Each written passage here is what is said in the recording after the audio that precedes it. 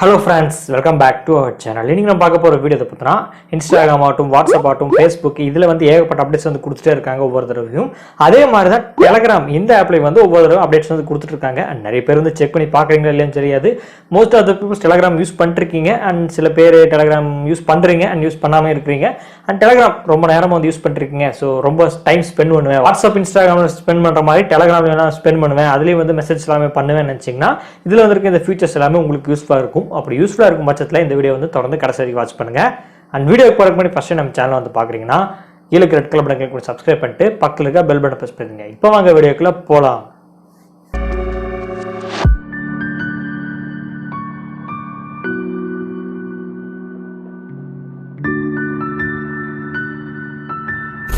WhatsApp Instagram போல டெலகிராம்லையும் ஒவ்வொரு தடவையும் ஃபீச்சர்ஸ் எல்லாமே கொடுத்துட்டு தான் இருக்காங்க. அந்த ஃபீச்சர்ஸ் எல்லாமே அப்பப்போ உடனுக்குடன் அப்டேட் பண்ணிடுவாங்க. நீங்கள் உங்களோட டெலகிராமோட லேட்டஸ்ட் அப்டேட் நீங்கள் ப்ளே ஸ்டோர் அப்டேட் பண்ணிங்கன்னா டெலகிராம்லேயே உங்களுக்கு வந்து நோட்டிஃபிகேஷன் வந்து கொடுத்துருவாங்க. இந்த அப்டேட்ஸ் எல்லாமே வந்திருக்கு, நீங்கள் செக் பண்ணி பாருங்கன்னு சொல்லி நோட்டிஃபிகேஷன் வந்து கொடுத்துருப்பாங்க.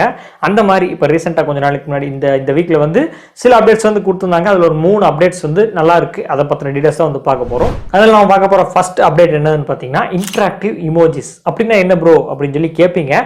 அண்ட் நீங்கள் ஒன் சேட் வந்து பண்ணிட்டுருக்கீங்க, ஆப்போசிட் பர்சன்ஸ்க்கு சேட் பண்ணிட்டு இருக்கும்போது நம்ம டெக்ஸ்ட் மெசேஜ் மட்டும் சென்ட் பண்ணிருக்க மாட்டோம். அண்ட் எக்ஸ்ட்ராவாக இமோஜிஸ் வந்து சென்ட் பண்ணுவோம். ரொமான்டிக்கா ஏதாவது இமேஜ் சென்ட் பண்ணுவோம், கோவமா ஏதாவது இமேஜ் சென்ட் பண்ணுவோம், அதாவது கொஞ்சம் ஃபன்னியா இமோஜிஸ் எல்லாமே சென்ட் பண்ணிருப்போம். அப்படி சென்ட் பண்ணும்போது ஜஸ்ட் நீங்க அந்த இமோஜியை வந்து டச் பண்ணீங்கன்னா உங்களுக்கு ஜஸ்ட் ஒரு அனிமேஷன் மாதிரி ஷோ ஆகும். இந்த ஃபீச்சர் வர்றதுக்கு முன்னாடி இப்போ இந்த ஃபீச்சர் இன்டராக்டிவ் இமோஜிஸ் வந்ததுக்கு அப்புறம் நீங்க சைட்ல வந்து பாருங்க, நீங்க வந்து சேட் பண்ணிருக்கும் போது நீங்க இமோஜிஸ் வந்து ஷேர் பண்றீங்க, அவங்களுக்கு வந்து ஷேர் பண்றாங்க.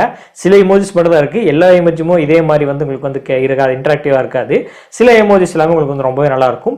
நீங்க அந்த இமேஜ் இப்போ எக்ஸாம்பிள் நான் தம்ஸ் அப் இமேஜ் சென்ட் பண்றேன், ஏதாவது ஃபன்னியா ஒரு இமேஜ் வந்து எமோஜி சென்ட் பண்றேன், ஜஸ்ட் கிராக்கர் மாதிரி இமேஜ் சென்ட் பண்றேன், பலூன் வந்து சென்ட் பண்றேன், ஹார்ட் சென்ட் பண்றேன்னா நம்ம யாருக்காவது சென்ட் பண்ணும்போது ஆப்போசிட் பர்சன்ஸும் வந்து பார்த்துட்டு இருப்பாங்க.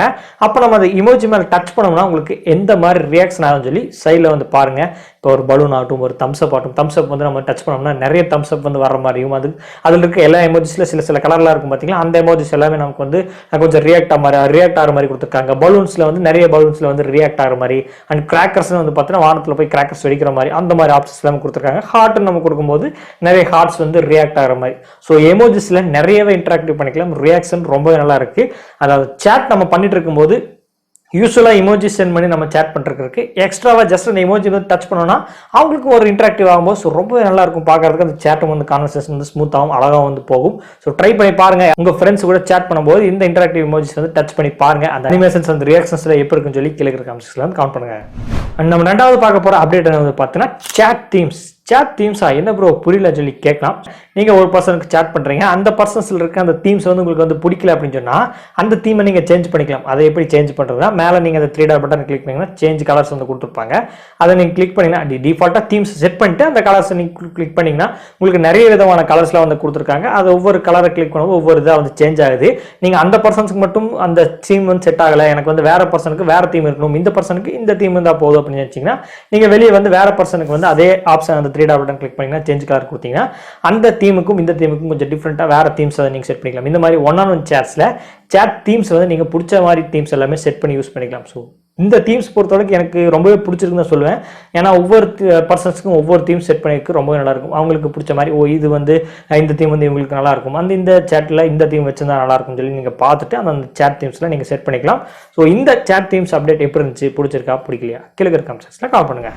அடுத்து நம்ம பார்க்க போகிற மிக முக்கியமான 3வது அப்டேட் என்னன்னு வந்து பார்த்தீங்கன்னா நம்மளோட ஸ்மால் குரூப்ஸ் எல்லாம் இருக்குது. டெலகிராமில் நிறைய குரூப்ஸ் எல்லாம் ஆட் பண்ணியிருப்பீங்க.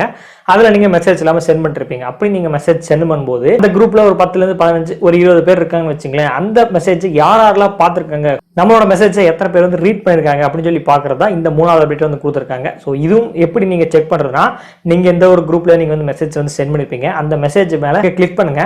கிளிக் பண்ண உங்களுக்கு மேலே டாப் ஆஃப் த லிஸ்ட்லேயே உங்களுக்கு சீன் கொடுத்துருப்பாங்க. நீங்கள் கிளிக் பண்ணால் எத்தனை பேர் வந்து பார்த்துருக்காங்க அப்படின்னு சொல்லி வந்து கொடுத்துருப்பாங்க. இப்போ எக்ஸாம்பிளுக்கு எனக்கு ஒருத்தர் வந்து பார்த்துருக்காங்க, 2 பேர் பார்த்துருக்காங்க, 3 பேர் பார்த்துருக்காங்கன்னா லிஸ்ட்லேயே வந்து கொடுத்துருப்பாங்க. அதுக்கப்புறம் நீங்கள் பேக் பண்ணலாம்.